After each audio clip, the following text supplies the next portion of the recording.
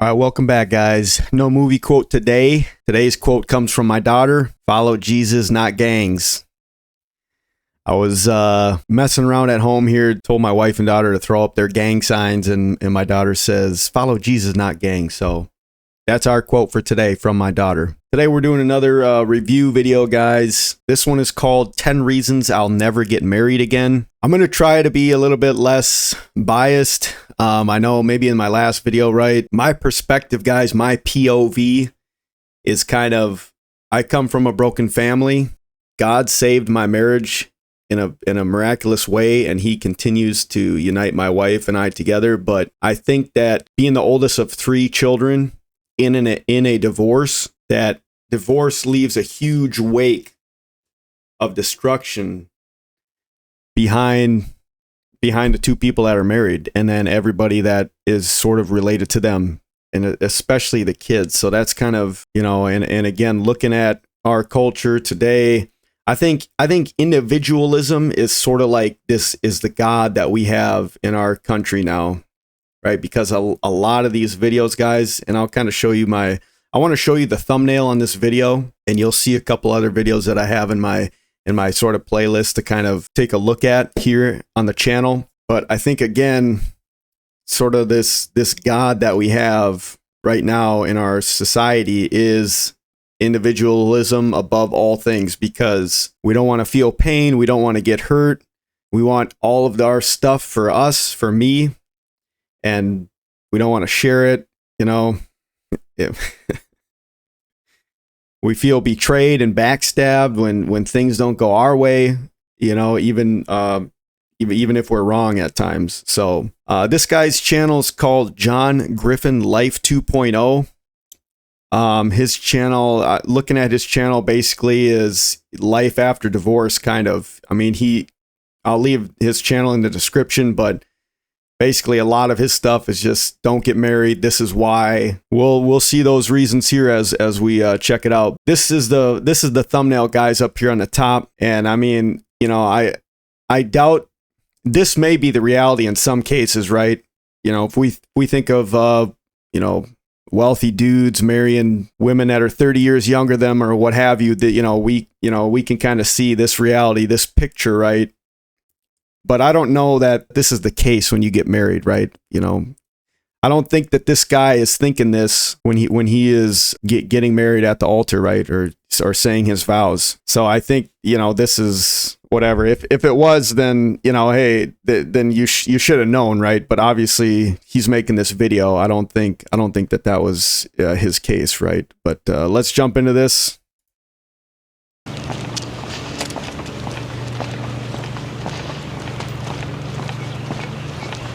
Every year, millions of people get married. Even with marriage rates at some of the lowest they've ever been, it still shocks me that millions of men voluntarily enter into this institution that will very likely, although it will cause a lot of emotional growth and a lot of intellectual growth, and they'll be very reflective, just like me when they're old, but it will cost them money, and it'll cost them pain. And it'll shatter their illusions about romantic love. Yet millions and millions of men just can't help themselves. They line up for it like it's some kind of a giveaway, like something good's going to come from it. All right, I want to try to say a little bit more biased, guys. But again, you know my perspective. But so right off the bat, he said millions of men and women, so millions of people every year get into this relationship, this institution. So I guess I'll go with that word. I think that it was instituted by God. So there's parameters and what have you. But what did he say? Emotional growth and intellectual growth. Those were the benefits. No other benefits. And then what did he say? Money, pain, anything in life will give you these benefits and negatives, right? But just in this first, minute, you can kind of see his perspective already. And so we'll go through these reasons one by one, but there you have it, right? So young men don't get married. That's where this guy's coming from, right? And that's a bummer, guys. This is, these videos are super popular. They get tons of views, guys.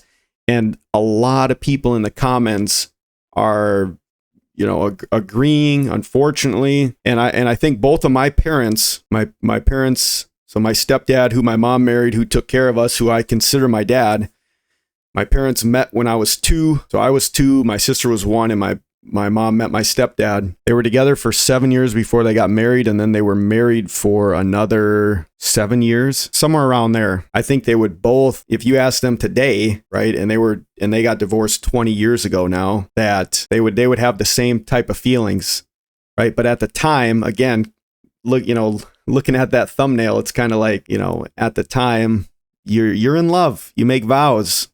Right? Do those mean anything, or is it meaningless? I'm trying to understand. I want to understand the point of view. I want to try to step back and be a little bit in the middle or unbiased. But they like to use these kind of infinite, these all or nothing statements, and I don't think it's true.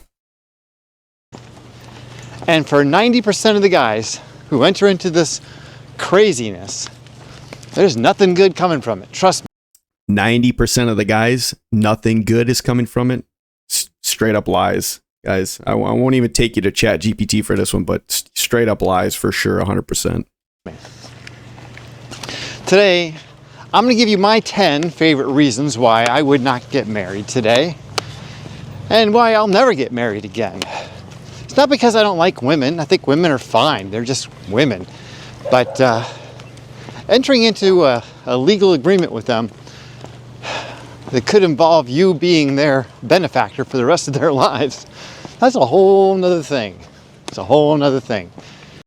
So just real quick, because this is 20 minutes long, I'm going to try to, let him go through these reasons, but a lot of things, guys, right? It comes down to finances, right? Okay. And I can acknowledge the reality of the court systems, maybe, preferring one gender over the other in the past, I don't know how many decades, but I think today, things are getting better in that regard. To prevent all of it, guys, just don't get divorced, right? Maybe stay true to your vows, forgiveness, reconciliation, conflict resolution, these things that have to go into every relationship in society with friends, family, coworkers, bosses.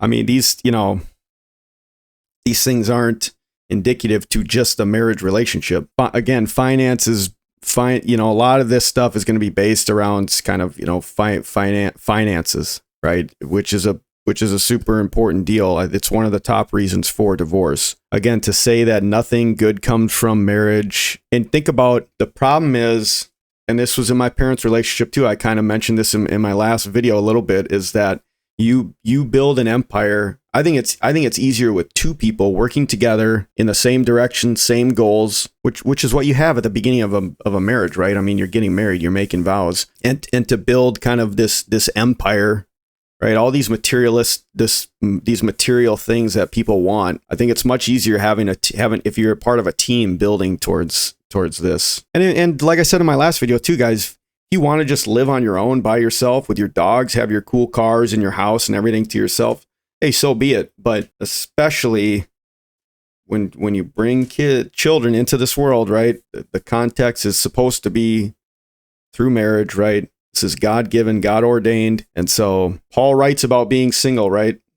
If you're a Christian, we should be living for God. If you're single, we're not living for ourselves, you're living for God. If you're married, you're still living for God, but you have duties that you have to fulfill, and you have to serve your family. But even non-religious folks, I think people thinking through these things, and I think definitely young people, guys, are starting to wake up. Again, I think a lot of these comments kind of agree with these videos and woe is me type stuff, but I think young people are really seeing the devastation of choices and policies and things that are happening in our country for the past many decades. Unfortunately, change, just like anything else, takes a lot of time to correct sometimes, especially when you're looking at national statistics or what have you, or society as a whole, right?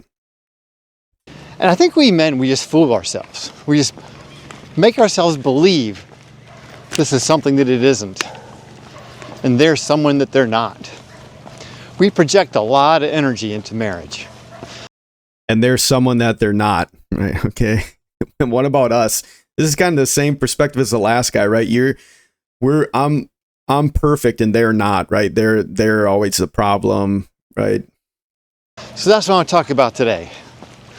At least 10 reasons why I would absolutely never get married again.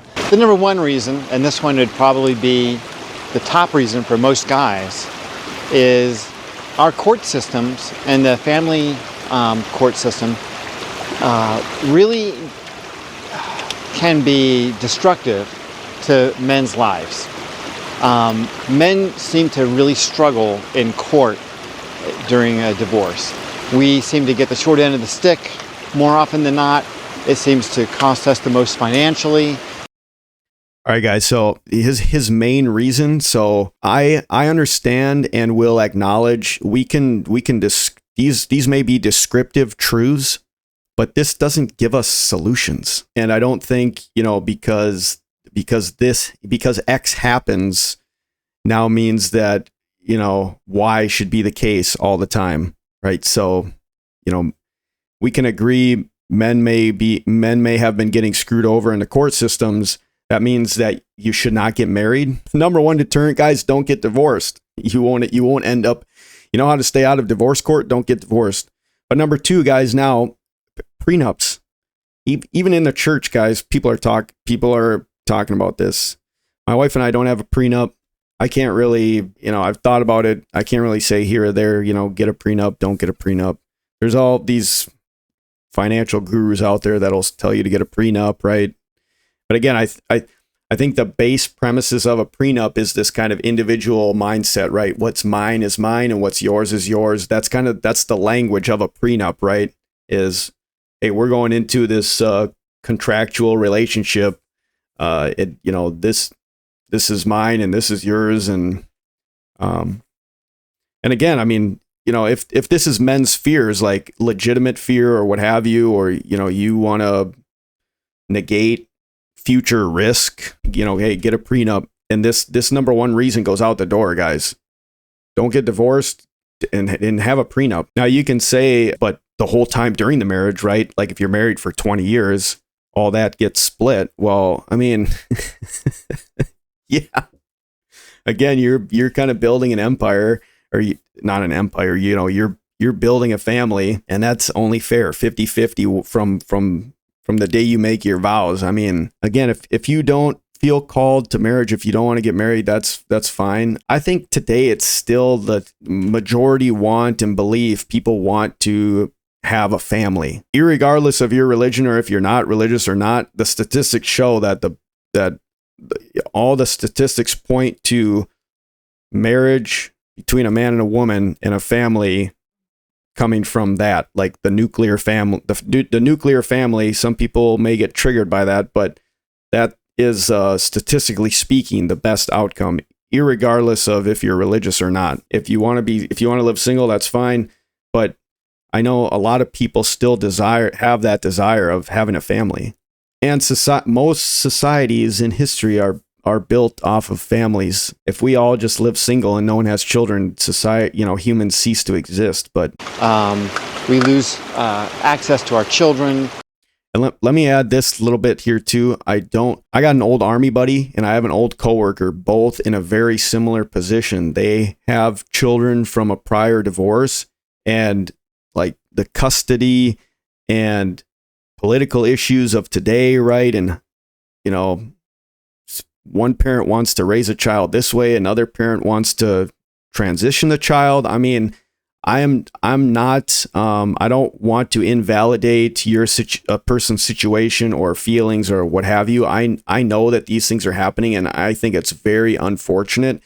And I think in the end, the people that get hurt the most, if we're talking about pain and suffering, is the children. At the end of the day, again, I don't want to negate somebody's situation or invalidate somebody's situation. I 100% sympathize and I feel for you. And I apologize if you're in that situation. Like I said, I have very good friends that are in these very unfortunate situations. So I'm not saying that this doesn't exist or these things don't happen. and the courts are obviously involved with how these things play out. We end up having to pay alimony indefinitely. So there's all these negatives associated with it. Marriage can literally erase you financially. So you can spend 25, 30, 40 years building a fortune for yourself, and you're building a fortune for yourself. Your wife can basically take it all from you in a heartbeat, and there's very little you can do about it. And there is nothing more frustrating than being at the mercy of a court system that has complete control over you and can dictate what your future is going to look like financially and to some degree emotionally as well. And you have very little control. And if any of you ever had to run into the court system for any reason at all, for any legal reason, that sense of loss of control that you get when you're part of that system is one of the most scary and frustrating things you can imagine. And I would not recommend it to anyone. So having courts or the legal system involved in our relationships, I think, is probably the single biggest hurdle that we have as a culture in solving our relationship problems and even our fertility problems to a certain degree, because I don't think a lot of people want to get into a relationship where children are going to be part of it if the court systems are going to be also a part of it. So I think that probably we need to privatize marriage in some way, shape, or form so that no longer are courts engaged in this thing. But that's just my opinion. I've heard that. I've heard that as well, guys.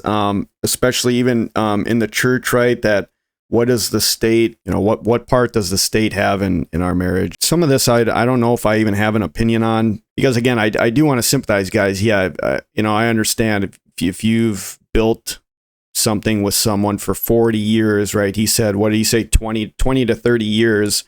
And then they just end up leaving. I mean, because we have free will. So I understand. I guess my only thing is, so X and Y, you lose half your stuff after, and you had no choice over the matter, or, they just left. So then, well, if I could go back, I would never do it again. But then, so my thing is, so you regret having your children, like, and again, if you build something for 20 years, I'm trying to think of like an analogy, or like if I built a business or something, right, for 20 years, and then all of a sudden half of it's gone, or you lose the whole thing. I mean, a lot of times, right, in my parents' divorce, they lost the house. My dad lost the house, right? Both of my parents ended up, we lived in a single family home, and then they both ended up renting, apartment, trailer. It's like, okay, you're losing everything because you built something together, and then neither one of you can sustain all this built on your own. So now it's gone. But then again, to say like, no, don't, telling the next guy, don't get married, and they're going to miss out on the blessings and the benefits of having children and raising a family. Like, some of these things are lifelong and eternal blessings, and not just financial, right? I mean, stuff can be replaced, right? But people don't. And if you don't create them. So that's the first one. The court system will screw you as a man, and you definitely do not want to be screwed by the court system. And again, I will acknowledge a lot of people that agree with this sentiment is kind of this happened to them, or this happened to you. So I understand. Then my question would be your children, and then not having your children. I mean, a life by yourself with your dogs. Number two is I no longer seek external validation. And I think young guys seek external validation through a relationship, through marriage in particular, because it is this institution of marriage that is one of the hallmarks or the milestones in a person's life that allows the rest of the world to know that they are a mature, contributing member of society. And I think as men, getting that blessing from a woman that you are authorized in the feminine world that we live in as a contributing member, because she is willing to sleep with you and marry you, then you are legit. You are totally legit at that point. And I think young guys seek that sense of legitimacy through marriage. And I think that is a huge mistake, because it's a trap. And you don't realize. So I guess, so I will agree with this guy, because, and I've been kind of internally, thinking about this. I got a young buddy, Army buddy, who I hang out with quite often, 24. He's living at home with his parents to help out with the family, and he's kind of on the fence of getting married. He's had relationships and whatnot. I've been trying to, and reading through, in Corinthians, right? Paul says that he preferred people be single, right? Because you can devote your time to the Lord, you can serve the Lord, versus when you have a family, you have duties that you need to take care of. And so, again, from my POV, I don't want to just say everybody should get married. I think what this guy is kind of saying is society or external expectations. He said people think like to be a man, right, you have to get married and have a family. I don't know. I don't think that's the case. I don't quite agree. That may be a sentiment that's kind of true. You think back in high school, people are, debating when you become a man, right? When does a boy become a man? So I guess maybe in that sense, maybe kind of, and external pressures of kind of, biological clocks for females. And then, so maybe, external pressures. And this is something that I've been struggling with as well, guys. Like, again, I have a young buddy, and, I don't want to say that everybody should get married, right? To my daughter's 17 too. And we discuss and pray about her future all the time. And marriage isn't for everybody. Again, the Apostle Paul, Jesus didn't get married. That may not be the best. We're not really analogous with him. We want to be Christ-like, but we aren't him. So, but Paul was never married. A lot of the apostles weren't married. And so for me, it's like kind of taking marriage off of this pedestal. This is some internal stuff that I've been kind of trying to work with. But so maybe me and him are on the same page here. Number 2. Realize it's a trap. You think, okay, I've done it. I've gotten married. I am a married man. Maybe I'm a married man with a family, for God's sake. I am totally legit. Society now accepts me as a member. I am a contributing member to this organization that we call society. So you would think that no more validation, right? So maybe that is a good question too, is like, what single men's purpose in society? Teaching other young men, right? Helping others, serving others. You can definitely serve others more. Like, again, yeah, Paul kind of shows you when you're single, you have all of your life and time to devote to the Lord and serving the church, serving others, serving people, versus when you have a family, you do have God-given duties that you need to provide for others now. That's where you're wrong. You're going to be seeking that validation from that woman every freaking day of your life from this day forward, because you are going to have to make sure that she continues to accept you. It's not just a matter of getting it done once. No, you got to meet that standard on a regular basis. You can't just be your best self for a little while. No, you got to be on your toes all the time. And it's an impossible journey, man. It's an impossible journey. So you're basically trading your freedom for validation. That's basically what it is. You're trading your opportunity to live a fulfilling, free life on your own in exchange for validation from a woman, so you can be accepted into this thing that we call society. So maybe freedom, I'll give them that. You need to sacrifice for your family. Again, these are God-given duties. If you're single, you do kind of have the freedom to do what you want. You have more freedom with your time and resources. But the fulfillment part, I don't know if he was. I don't agree. To think you're like this ball and chain. The other person may have similar feelings. And I wonder too. A lot of this has to revolving around finances, right? And I think it's easy for people to get into these mindsets. Men and women do this, right? That my wife and I, we've lived off of one income for a long time. She's had part-time stuff here and there, but men can get this idea that, well, I make the money, if she leaves me, it'll be easy, right? Because I have a job, I'll be fine. Or I can leave her, it'll be fine. Cause I make money, and I wonder, like, for this gentleman, if the shoe was on the other foot, and those are very selfish thoughts, guys. What's mine is hers. And it's easy for people to say, I don't know how your relationship is, but ours, right? My wife says it's my money, but it's ours. What's mine is hers, right? These are the vows that you make. And then, it's easier said than done living out these vows, right? I will admit. And like I said, God saved my marriage. So take that into account. Fulfillment and freedom. Yeah, maybe freedom, but you can get the same fulfillment from having a family. Probably more fulfillment, guys. If you're just living with your dogs, I mean, okay. All right, number 3, lifestyle. So for the first time in a long time, for about 30 years. So I did live on myself for about 5 or 6 years, with Spencer, with my son. But for the first time in 30 years, I feel like I have my own home. Like it's really my house. Before it was always her house and I was living in it. So living in your own house is completely different than living in a house with a woman. So when you're living with a woman, it's like you're living in somebody's princess dollhouse. If you can imagine it. It's like you moved into her teenage bedroom in a way. Everything smells like, looks like, and feels like her. It doesn't feel like yours. You feel like you are a guest in this female-oriented house. Hey. No. His dogs want to leave him. What about the man cave, brother? What about the garage?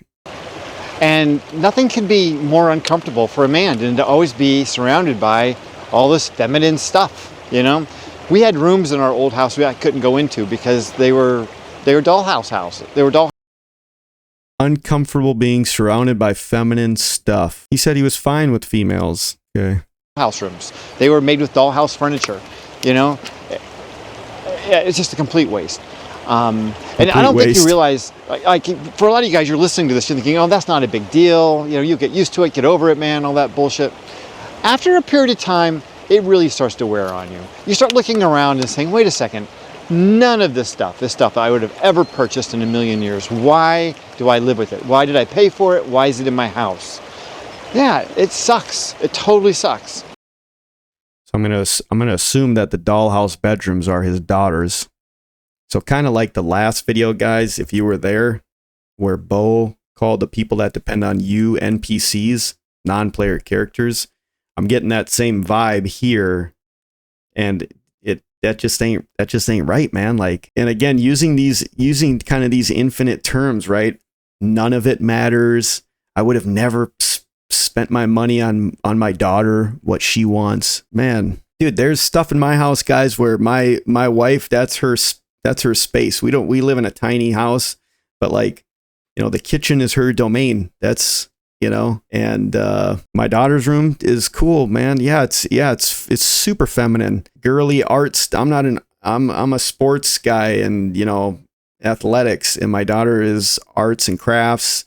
She's got pictures on the wall and, drawings, and yeah, it's super feminine, pink lights, but I love it, man, because she enjoys it. She likes her room. I mean, this is not a good take, guys. Whatever number this is, I don't like this one.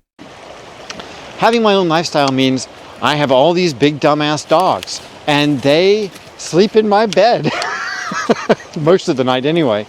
And and this is the lifestyle that I've created for myself. I eat the food that I choose to eat when I choose to eat it. There is no dinner time or lunchtime or breakfast time. It's just whenever I choose to eat, that's when I eat. I watch the shows that I want to watch when I want to watch them, the movies I want to watch, whatever it may be. I set all of the entertainment provisions. I set all the standards for that. And I know this sounds like, tiny little things, but it's the kind of stuff that you don't really realize you miss until it's gone. And then once it's gone, you're like, why does my life feel so out of control sometimes. And it's because it is out of control. It's because you're not making any of the decisions. And when you're not making any of the decisions in your own damn life, yeah, you get fed up with that. You get fed up with that really, really fast. 30 years is really, really fast. I mean, man, you're not making any decisions. So this is kind of similar to the last video, guys, right? Like we just magically ended up at this place. We didn't make any decisions. We just, man, he's talking about being uncomfortable with feminine spaces. Like he don't wear no pants. He didn't make any of the decisions. I mean, I get, watching your own stuff or whatever, but again, I think in the moment, you're having fun with your wife, with your family. You're building, you're building a family. And again, I said it in the last video too, guys, when you make these vows, I mean, I think young people are really waking up to really thinking about these issues and choices and consequences, I guess. And so that's a good thing. But, you make these lifetime vows and then you want to live alone, live alone with your dogs, eat whenever you want, whatever you want, watch whatever you want, whenever you want. It's like, okay, I guess you just magically found yourself married and with children and here you are. So having my own home, having my own lifestyle, having my own way of living, without having to check with someone else to make sure it didn't conflict with someone else's agenda, is a blessing. And I would never give that up again. When you make a commitment to another human being, a woman in particular, it requires an enormous amount of your energy, your intellectual, emotional, financial, your whole life force energy, to make sure you are living up to that commitment and you are keeping that relationship healthy and strong. This is not an easy thing to do. It takes, like I said, a lot of your personal resources to accomplish. When you can turn that energy into your own lifestyle, into your own priorities, into your own desires, you can accomplish a lot. So, for example, after being with my ex-wife for 22 years. Now, we did raise 3 children and all that, but during that... So now we know 22 years, we did raise 3 children and all that, but remember, he didn't make any decisions. His life was hell every single day, day after day. Man, and it's not funny. Thinking about these kids, man, this is, again, being the product of being left in that wake, I feel for them. I feel like me and my siblings are still struggling with personal relationships and things like that. Not to blame it all on our parents' divorce, but it's a huge thing. I think it's a huge thing. I think it's one of these things that our society again is not. It's a huge thing that takes a long time to really see the fruit, if you will. And it's all rotten fruit. Yeah, this guy, he's just nonchalant. And we raised 3 children and all that, but, he wants to build all these things, man. It's just me. I want to build my own kingdom, right? His own castle. By the time that marriage was over, I was broke. I had no money left. I was pretty much penniless. I don't think I had enough money to make the next rent payment. And just like the last video, guys, you having goals and dreams and aspirations they don't go out the window when you get married. You create, you still have goals and dreams and aspirations, and you create them together with your spouse, with your wife. My wife and I are talking about the future all the time, for our daughter, for us. In my bank account the day she walked out. She's been gone for 5.5, 6 years, and now I have amassed not a huge fortune, but I am financially comfortable now. Like, I'm not living paycheck to paycheck anymore. I'm not, I have more money in my bank account today than I did for most of those 22 years, which is... So she didn't take everything. 5 years versus 22. This guy's doing fine. A wonderful feeling, and I see my ability to live the life that I want and to do it for as long as I want really a reality. And yeah, when she was there, there was a lot of priorities that were not mine that required resources that I wouldn't have chosen. And I don't think you realize how significant that is until you have to go through it. Sacrifices have to be made, gentlemen, ladies and gentlemen. Sacrifices will need to be made. So that's another really valid, strong, healthy reason for not wanting to have a relationship with someone else, not getting into a marriage. Yes and no. All right, so number 6. Number 6. I will never have to depend on someone else to hold up their end of the bargain. And when you're in a relationship, you're in a partnership, you are, they say, some people say 50-50, other people say 100%, we all have to give our side of it. But what ends up happening, at least what ended up happening with me, is I felt like I was always carrying the load. Like I was the one doing most of the heavy lifting. And he felt that way. That's usually how it goes, guys. We're all sort of selfish, prideful human beings. I feel like I'm doing everything in this relationship. I got another army buddy that's kind of going through the ringer in his marriage currently. And me and him, man, it's been a while, but talking and praying back and forth. A lot of his sentiments are, I'm doing everything. I'm bending over backwards. I'm doing everything. So again, I'm not delegitimizing, or I'm not saying that these feelings aren't valid, but I think we get to these places really easy. And the relationship part, guys, you're going to have business partners, coworkers, bosses, heck, even in your regular friendships, guys. To say that you're never going to have, to rely on somebody else is probably not true either. It just became part of my lifestyle, where I realized that if we were taking on any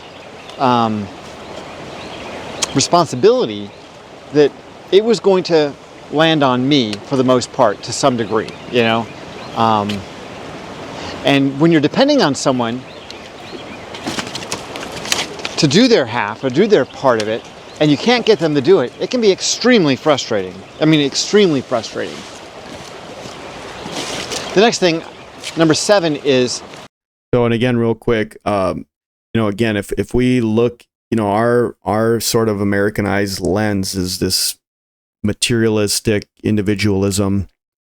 So when we look at things through finances or materialism, the person that's working can think that they're doing everything. But, 22 years, 3 children, I'm going to assume that his wife wasn't doing nothing. Yeah, I'm the sole income at the moment, but my wife takes care of our whole house, like the whole house, meals, laundry, cleaning. She could probably be the one to say that she's doing everything, because she homemaker, she makes the definition of that word. So, but again, in our society and kind of with how things are viewed, it's the finances or the breadwinner. It's kind of how that's viewed. And even people in my own family, guys, are asked, we talk to family members and they ask my wife, so do you got a job yet? Are you working again?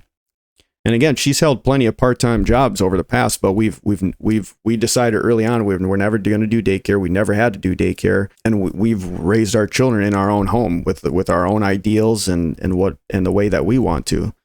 So, and it's been a blessing. We've kind of struggled financially, but that these are sacrifices and choices that people make. I can have whatever friends I want. So when you're in a relationship with someone, they're going to have an opinion about all the people that you bring into your life. And they're going to make judgments about these people and whether they're good people or bad people, or they drink too much or they smoke too much pot or whatever. It doesn't matter. These are things that smoke too much pot. I no longer have to deal with. And I am glad I don't have to deal with it, because I think I lost a lot of really great friendships because of my marriage. And I would never do that again. And so that's another really good reason not to get married.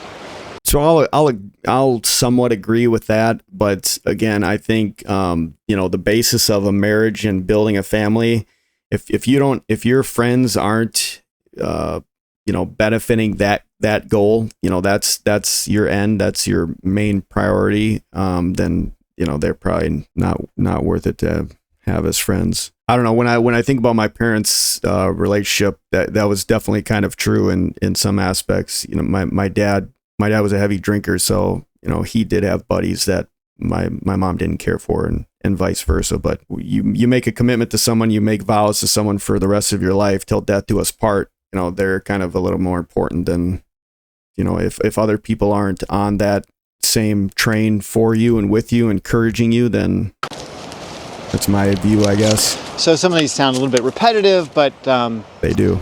number 8, is this number 8? I think it's number 8. Making your own entertainment choices really is a big one. You know, I know I talked about that a little bit earlier in the lifestyle one, but it really is great. I can go to sporting events. I can go out to whatever movie I want. Next, you can do that with all that stuff with your trips, wife. You know, traveling. These are all great things. The next one, number 9, my ex-wife hated camping. Hated it. And I grew up camping. I love the outdoors. As you can see, I'm out here all the time.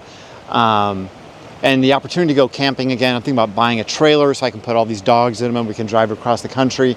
That's something that would never happen with my ex-wife. You know, that's the kind of decision that you don't realize when you're dating someone, you're getting ready to get married, that these are the kinds of things that really shape your life. And you don't realize how important they are until they're gone.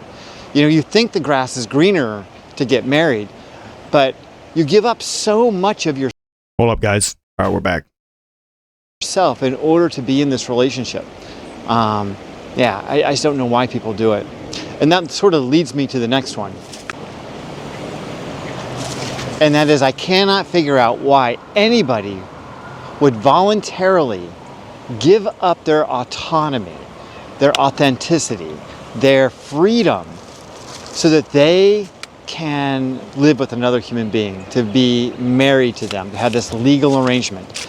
Now, don't get me wrong, I understand all of the wonderful benefits of being in a relationship with a woman, but I'll tell you what, you can have a lot of those benefits without having the legal entanglements that come with a marriage. And I'm all for relationships, don't get me wrong. I mean, I love hanging out with women. I enjoy women. I think women have a lot to offer. But when you add the layer of the legal entanglements from a marriage, it changes the dynamic of the relationship in a way that is really unpredictable. You don't realize what you're going to get until it's happened. It's as if there is a power shift where suddenly the woman realizes that she has an upper hand on you as the man, because she realizes in some way that she holds the card that's going to win the game at the end of the day in terms of divorce. She realizes the court systems will take care of her, and they will do it at your expense. So not only is it a plan B for her, but it's also a way for her to get retribution against you. So if you misbehave from her perspective in any way at all, or you're not doing what she thinks is necessary for you to live up to this mythical standard of being a great husband, then yeah, you are going to pay. You're going to pay to take care of her for the rest of her life, but then you're also going to pay emotionally, psychologically, the whole 9 yards. And I think she knows that. And I think women realize they have that leverage over men, and I think they use it. Now, not all women, but certainly enough of them do it that it's enough to keep most men out of this institution. So I would strongly recommend, if you have the choice, and you do. Okay, so that last point may have validity to it, but again, even he admitted, not all of them do it, and the shoe could be put on the other foot, right? From your spouse's perspective as well. Again, because X happens, I don't think that we should just tell everybody Y is the solution. And to his last point with the camping and the autonomy, freedom, I think, again, maybe just warning people. So again, picking the person that you're going to marry is one of the most important decisions that you're going to make. And so I think not rushing into these things can help you with that, right? If you love camping and you have a girlfriend that hates camping and this is a huge deal for you, then maybe you're not meant to get married. And again, I think the younger generations are kind of waking up to these, are we compatible to build a life together and bring children into this world and everything that entails. So that is a good thing, that I think at least in sort of the zeitgeist of, our nation and the world, that these, I think people are seeing the destruction that comes with divorce, but it's just taking a lot of time for the course to sort of self-correct. Yeah, I think that's about it, guys. I'll leave the video and stuff down below. Don't get married. You will regret it. Chances are you will regret it. So he says don't get married. That's again his why is don't get married. That's his solution. And I just don't think that's the case. Only about 1 in 10 people are happy, really happy in their marriages. And 1 in 10, we could ask ChatGPT. I don't think that is correct at all. Not even close. It may seem like that, but I don't think so. The vast majority of people are unhappy. One thing I have learned about life in my last 60 years is that objective reality is a bit of an illusion. We get out of life whatever we put into it. And that can... Objective reality is an illusion, he said. And then he said, we get out of life what we put into it. Is that objectively true, or is that just subjective to him? Apply in many different ways. So you may be able to achieve greatness by working hard, focusing your attention, imagining your dreams come true. But it can also work when we project into a situation like a relationship what we think it should be. And we pretend that's what it's going to be, just because we want it to be that way. And unfortunately, that oftentimes is not the case. And sometimes we get these projections from external sources. Media, movies, social media, books, any number of places. We get this idea in our head about what romantic love and romantic marriage is. And unfortunately, these illusions are just that. They're just illusions. There's very little truth to it. Marriage is not a romantic relationship. There might be some occasional romance in it. Don't get me wrong. It's not a complete drudgery. But for the most part, there's not a lot of romance in marriage. It literally is a slog, day in and day out. And it's fine as long as you know what you're getting yourself into. Most men have no clue what they're getting in for. They don't know what's about to happen to them. And it's going to shock them when it happens. And they're going to be disillusioned and crushed and probably financially broke when it all comes to pass. So I hope this video has helped you avoid that end. If nothing else, I hope you're able to reach that point where you have a little more clarity about decision making. So I hope that video has helped us. Like he said, maybe the truest thing he said in the last bit there was having, maybe false expectations or certain expectations out of marriage, what you're going to get out of it, or what it's, again, if we're only thinking of ourselves, then it's probably not going to go very well. But I think that's true in any part of life. If we only think about ourselves, what we want, what we can get out of this, I guess, sociology says that that's what we do as human beings. But entering this covenantal relationship, again, instituted by God. So yes, it's a covenant relationship. What he said, it was a romantic relationship, but it's not. 22 years and 3 children. He didn't have any romance in there at all. I beg to differ. But anyways, guys, let me know your thoughts down below. Am I totally off my rocker here, guys? Or, this is kind of the zeitgeist in the culture right now. So we're kind of going against the grain here. But again, this is kind of what I came from. And like I said before, God saved my marriage. It's been a blessing to us, to me. I know the benefits firsthand and the blessings that can come from it. It's not easy, but anything in life worthwhile, doesn't really come easy. It's definitely a blessing. It can be a blessing, and it can be enjoyable and romantic and all those things that he said it's not. And I think more than 1 out of 10 married couples would agree. But anyways, guys, let me know what you think. I'm going to try to have some original content coming soon, guys. I am working on a video talking a little bit more about, kind of where my POV comes from and the details of that.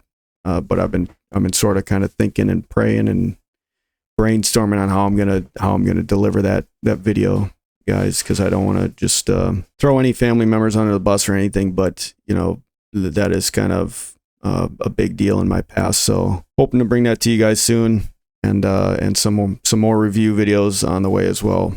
Take care and God bless.